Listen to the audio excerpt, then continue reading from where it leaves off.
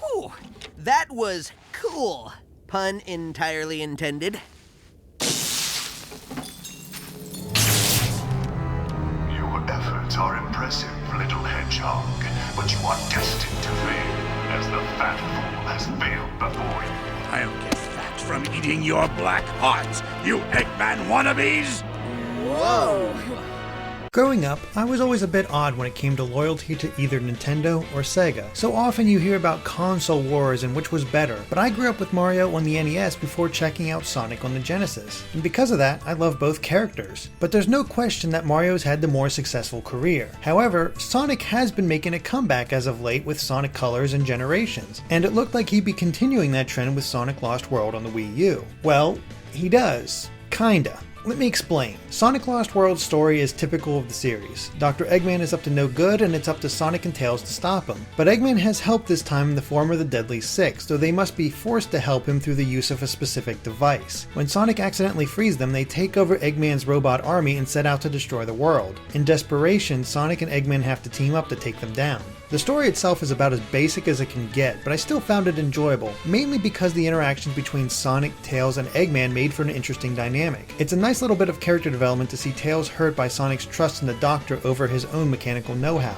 The Deadly Six themselves are kind of one note though. Some are fun like the cool threat of Leader Zavik or the hilariously over-the-top sadness of Zor, but the others are just kind of dull, though they do sneak in a few good lines here and there.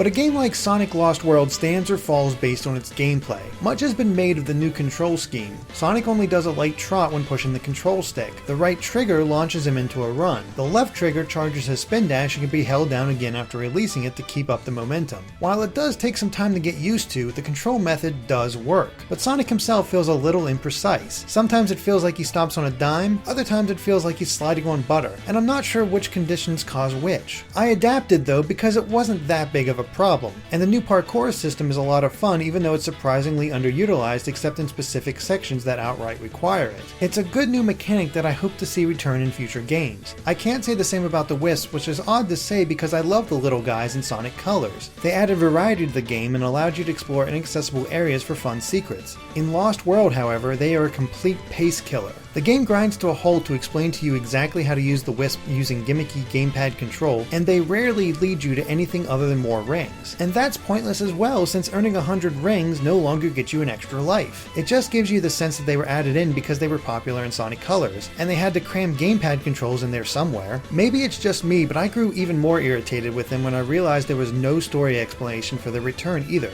It's just bam, here they are. And I truly feel that the game didn't need them either. There's a ton of variety to be found in Lost World. 3D levels, 2D levels, levels that transition between the two, Sonic on rails in a gameplay style similar to the minecarts in Donkey Kong Country, Sonic in a snowball, Sonic stealth, Sonic flying through the air. There's a ton to do here. The problem is that not all of these work. In fact, some are so frustrating that I was ready to tear my gamepad in half. It's a shame too because when the level designs work, they are truly brilliant. But when they don't, they're some of the worst level design I've seen in quite some time. It makes me sad too because I saw so much potential in this game. I still do. As I said, there are levels where I just had a complete blast. It was great to see the return of classic badniks, and I even found Sonic's new kick move surprisingly useful. The game is even full of boss encounters, 2 in each world. Some are clever and interesting while others are just pretty basic, but they were rarely challenging. In many cases, I actually beat the Deadly Six in less than 10 seconds. It diffused any kind of threat that was being built in the story.